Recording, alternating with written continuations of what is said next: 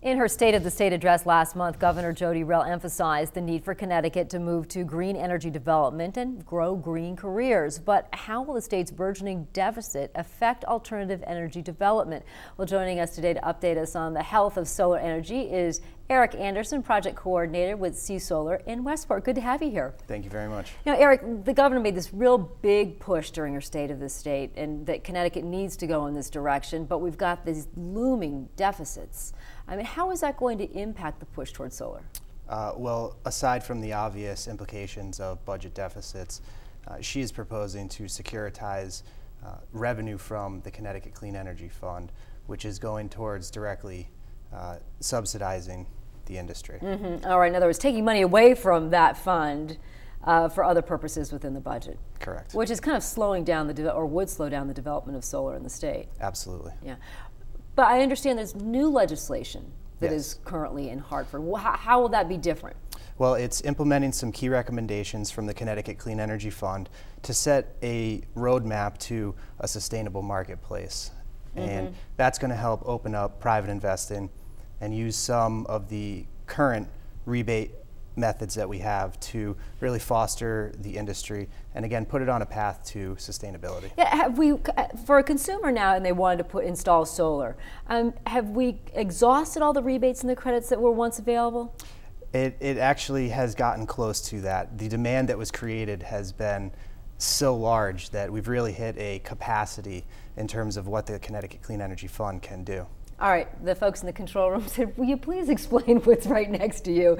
And this is kind of the state-of-the-art solar panels, not what they were like in the 1970s. Explain to me a little bit, is this a photovoltaic? Photovoltaic, correct. Okay, how does this work? Well, it takes the photons from the sun, creates a DC electricity.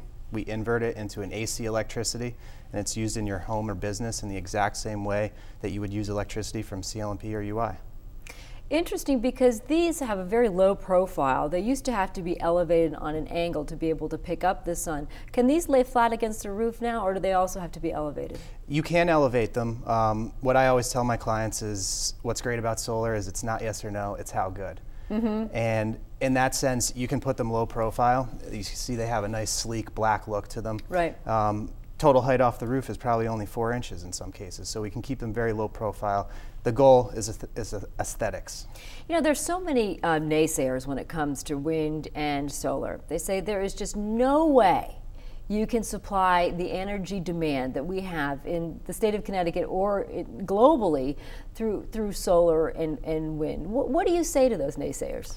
Well, I think that sometimes they're looking specifically at one technology and making that broad argument.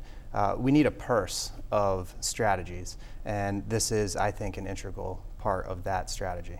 So for these, can you actually put these within the roof? In other words, you've got a roof on the side of a home. Can they be within the surface, or do they always have to sit on top? There is a way to do what's called building integrated solar photovoltaic, and you can. It just takes planning from the ground level up with your architect, with your builder. Retrofits are much more common. Yeah, how much money would you save? I'm sure you get this from customers all the time. This is question number one. Okay, I'm paying CLNP $250 a month for my electric bill. What if I went to either partial or all? Can you be completely powered by solar? Yeah, well, there's a few factors that go into that calculation. Number one, the habits of the homeowner. How much power do you use? Number two, how much space can you give me to put solar panels on? If we can meet those two in the middle, we can offset on an annual basis all of your power. Oh, really? You can completely replace? Now, you're still hooked to the grid. Right. And this would, any surplus energy that you generate, would it not feed the grid as well? Yes, correct. It's called net metering. Any surplus energy that's not consumed as it's created feeds back to the grid. They tally that and bank it and give it back to you at night or whenever you need it. Are you concerned in Washington? There was a lot of talk this week from lawmakers about the fact that in the green energy field, so much of the money that's put toward it goes overseas to manufacturing of the products, whether it's turbines or whether it's the photovoltaic panels. And so they want to stop energy grants until those jobs are brought back to the United States.